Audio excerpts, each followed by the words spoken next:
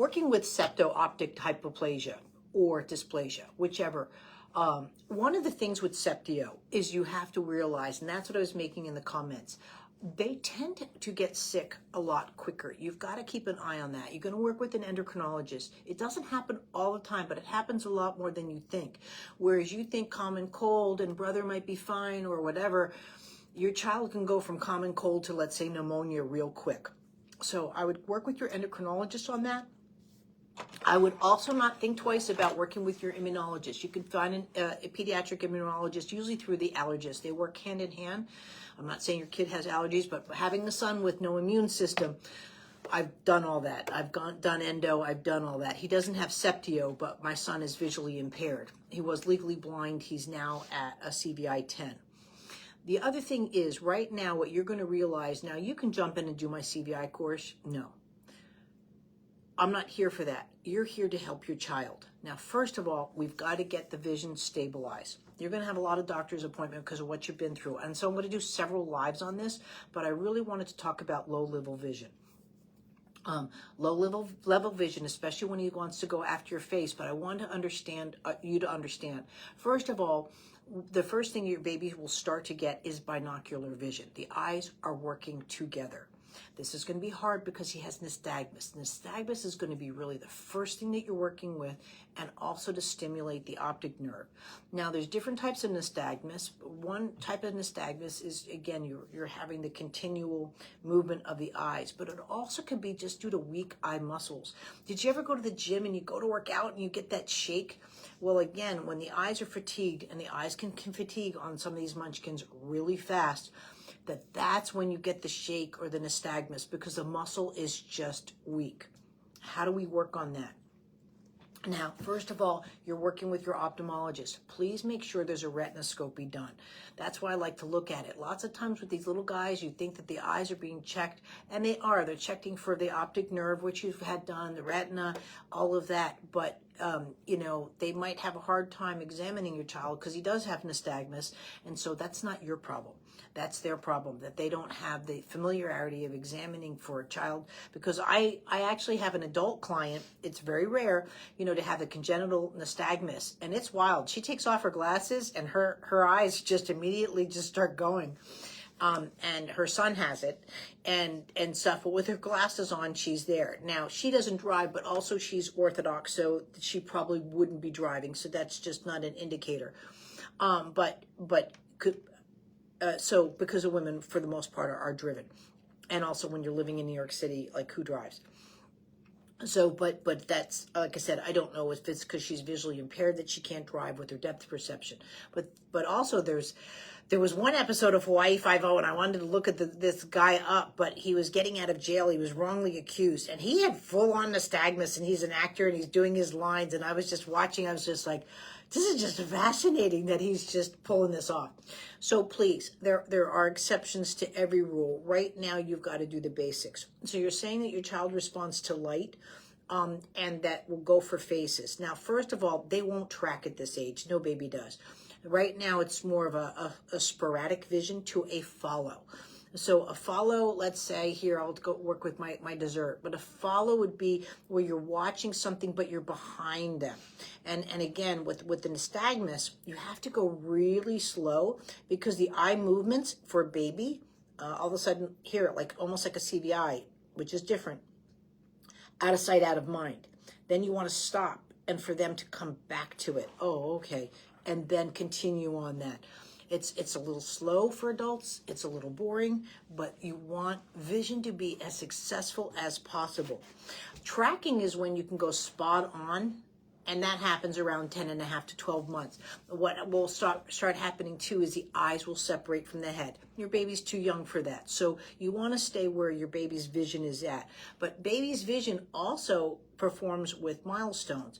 It's very difficult to get a child to milestone beyond what their vision, because the vision and the milestones go hand in hand, and that's why vision is so important. So once you start, like again, that's where the Facebook Live will come in about your child's performance, but I wanted you to understand, or for those to understand, low-level vision. Cortical visual impairment. Right now, your son has delayed visual maturation. Your son will have difficulties because again, environmental complexities. I use this, like if you were teaching someone that this is glasses, that's just too environmentally complex for eyes that are like that, versus again, like over even a solid surface where they'd have a problem there. So you have environmental complexities, and now you have structural complexities. You have both. You have structural complexities, possibly needing glasses, because the eye, again, if my eyes are weak or they're straining to see, is that where the nystagmus is coming from? And that's what you want to ask at the next ophthalmology appointment. If they go, I don't know. But again, a retinoscopy is going to check not only to see if your child needs glasses for power, but also for an astigmatism. But also what I look at is what's the eye alignment. You want 90s ideally. So I don't know, is your child at a 10 and a 180, right? We've got to work on that. And that might be a light patching program. And I don't want to suggest patching until I see what's going on with your child's eyes. With the light, a light is great, but you want to go or just around. Now there's ways of working with lights, of just getting that attention. You don't want to see into the light. So one of the things we do is we put a little a finger puppet over. And again, I can do a couple of more videos on this, but you work with lights. Please do not do what they do on Facebook and put your child into a dark room with lights that they're just sitting there and stimming. That's not the purpose of vision. It's not like they're in a giant discotheque. I don't like black rooms, also too, because there's no depth perception.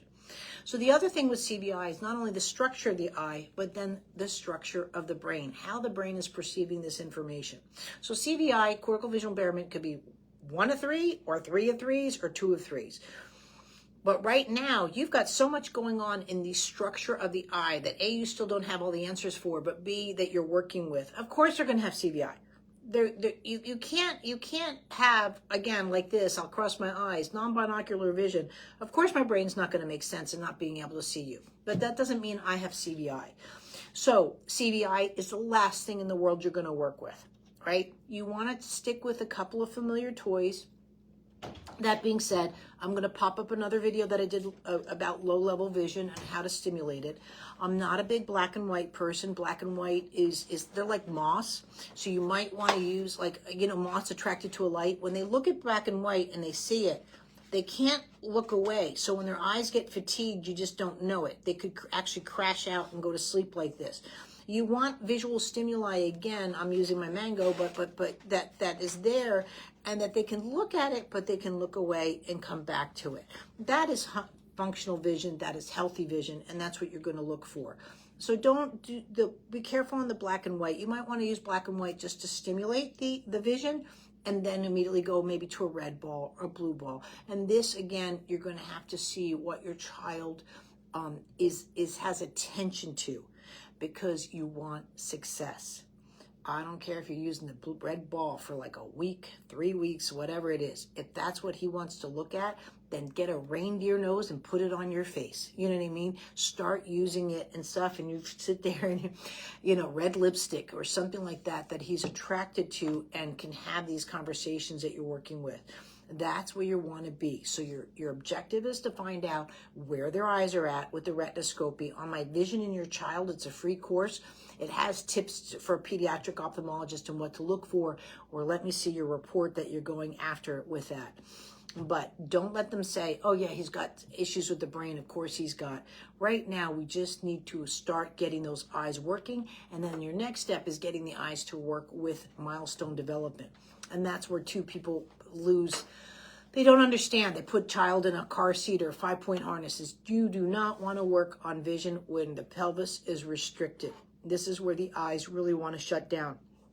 That's where one of the real big benefits is with using this work, because we work with vision and we work with movement, right? You know, I get it. You and I can sit here like this, look to the left, look to the right, that kind of thing.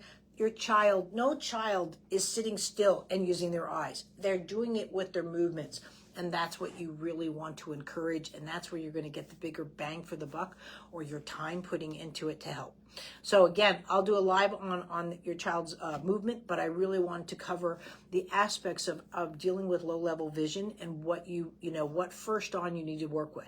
Because right now we need to stimulate the eyes, and you need to get proper medical care for vision and your child. Once we have those two things in place, now that the eyes are getting stimulated, now we'll start adding in movement. when you get too much and you can go down the Google rabbit hole right now and you're just going to go crazy thinking the worst case scenario. Vision is connected to everything. We improve the vision, we're going to improve everything in this child, from brain to body, whatever you want to look at, emotions. The vision is your number one priority right now, and getting you stabilized in a nice system that you can do throughout the day at the comfort of your own home, as well as working with your professionals. And now we'll start working with development. But give your time and your space, because if you're not successful, then everything falls apart. It all relies on you. That's the hardest thing about being a parent right now. It's all going to fall on you. Who's going to make the appointments? Who's going to make all that? But you can do it. That's why you're here. But just really, watch the internet time and really just start saying, okay, I can start doing this, and to help. I hope this was helpful. If you have any comments or questions, let me know.